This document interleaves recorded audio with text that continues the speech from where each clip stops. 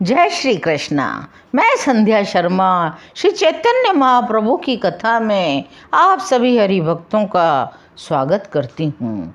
भगवत नाम के अंदर 10 बड़े भारी अपराध बताए गए हैं। पहला, सत्पुरुषों की निंदा। दूसरा, भगवान के नामों में भेदभाव।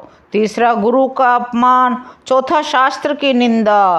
पांचवा, भगवत नाम में अर्थवाद। छठा, नाम का आश्रय ग्रहण करके पाप कर्मों में प्रवृत्त होना। सातवां, धर्म व्रत जप आदि के साथ भगवान नाम की तुलना करना। आठवां, जो भगवान नाम को सुनना न चाहता हो उन्हें नाम का उपदेश करना।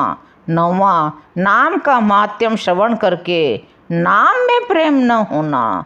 10वां, अहंता, ममता और विषय भोगों में लगे रहना। ये 10 जो हैं भगवत भजन में बड़े ही बाधक हैं।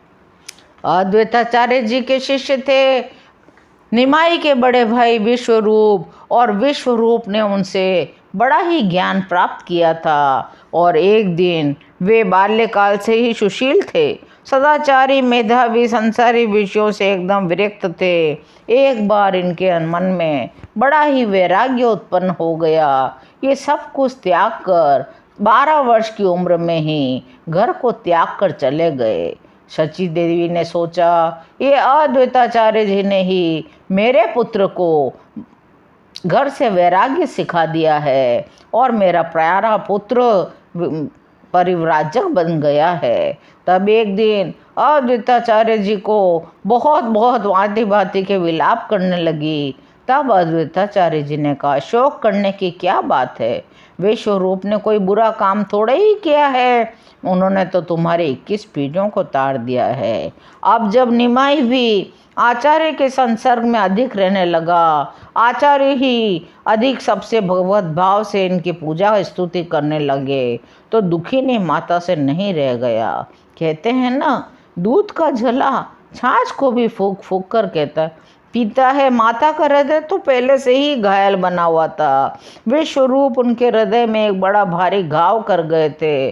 वह तो घाव पुरने भी नहीं पाया था कि निमाई भी उसी पथ का अनुसरण करने लगे। निमाई भक्तों को छोड़कर एक क्षण के लिए भी संसारी कामों को करना पसंद नहीं करते थे।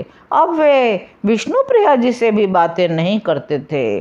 सदा भक्त मंडली में बैठे हुए श्री कृष्ण कथा ही कहते सुनते और लीलाएं करते थे। माता को पुत्र का ऐसा बर्ताव रुचिकर प्रतीत नहीं हुआ। एक दिन उनकी बहुत अंदर की हृदय की व्यथा फूटकर बाहर निकल गई। वे आंसू बहाते बहाते बड़ी अधीर होकर कहने लगी, इस वृद्ध आचार्य ने मुझ दुखिनी विधवा के ऊपर बिल्कुल दया नहीं की। पहले मेरे एक पुत्र को सन्यासी बना दिया, मेरे पति मुझे बीच में ही धोखा देकर चल बसे, और अब भी इन्हें मुझ पर दया नहीं आती। मेरे जीवन का सहारा, मेरा आधार एकमात्र यह निमाई है। इसे छोड़कर मेरे लिए सब संसार सूना है। आचार्य अद्वैताचार्य जी इसे भी सन्यासी बनाना चाहते हैं, सदा इसे लेकर कीर्तन करते रहते हैं।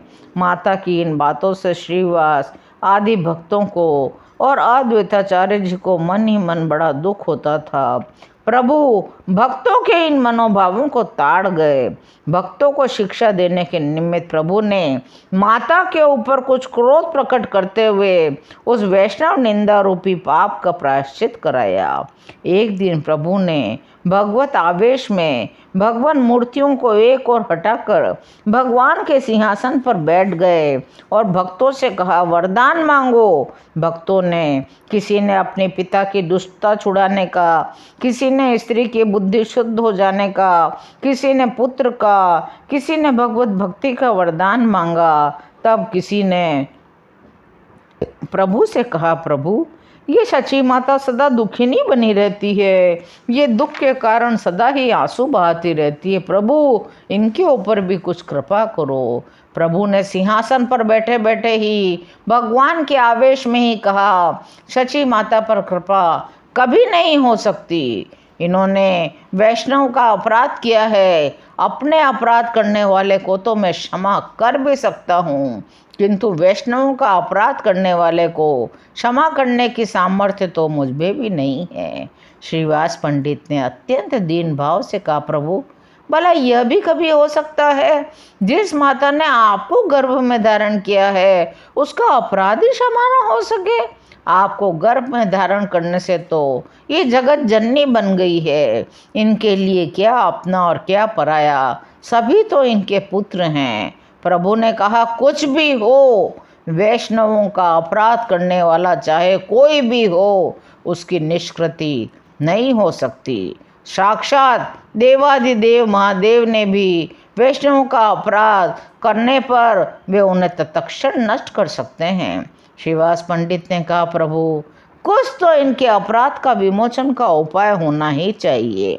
प्रभु ने कहा, शची माता का अपराध अद्वैताचार्य के प्रति है।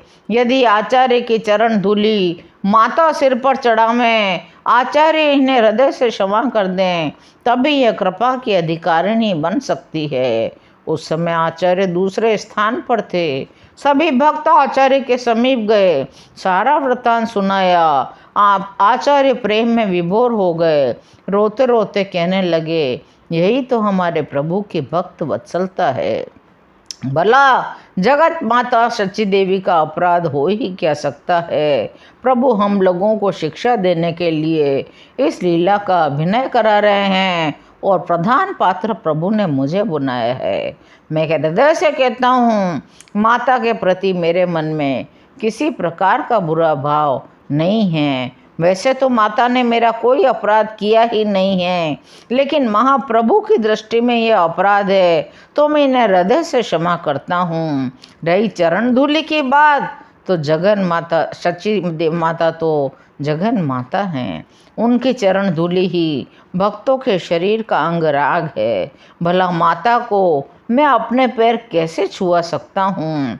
सची देवी भी वहाँ आ गई। उन्होंने जल्दी से अद्वैताचार्य की चरण धूलि अपने मस्तक पर चढ़ा ली और भक्त लोग आनंद के साथ नृत्य करने लगे। भक्त परस्पर एक दूसरे के प्रेम लगकर आलिंगन करने लगे। इसी प्रकार नवद्वीप में एक और देवानंद पंडित रहते थे। श्रीमद् भागवत की कथा पढ़ते थे। स्वभाव के बुरे नहीं थे, संसारी सुखों से उदासीन और विरक्त थे, लेकिन हृदय में प्रेम का अंकुर उदित नहीं था। हृदय में प्रेम का बीज तो पड़ा था, किंतु वह शुष्क था, और खेत जब शुष्क हो तो बीज अंकुरित कैसे हो सकता है? एक दिन गौरांग ने उन पर भी कृपा करी, उनके ऊपर कुछ वाक प्रहार किए, फिर उनके सूखे और जमे हुए हृदय को पहले तो जोत दिया, फिर कृपा रूपी जल से सींचकर उसे प्रेम उत्पन्न होने के योग्य बना दिया। प्रभु क्रोधित भाव से उनको कहने लगे, ओ पंडित, श्रीमद् भागवत के अर्थों का अनर्थ क्यों किया करता है? तू भागवत के अर्थों को क्या जाने? श्रीमद् भागवत तो साक्षात श्री कृष्ण का विग्रह है। जिनके हृदय में प्रेम नहीं, भक्ति नहीं, साधु महात्मा और ब्राह्मण वैष्णवों के प्रति श्रद्धा नहीं, वह श्रीमद् भागवत की पुस्तक को भी छूने का अधिकारी नहीं। आज की ये सुंदर कथा यहीं विश्राम लेती है। इसी कथा को आगे सुनने के लिए चैनल को सब्सक्राइब करें और मेरे साथ प्रेम से बोलें, हरि बोल, हरि बोल, हरि हरि।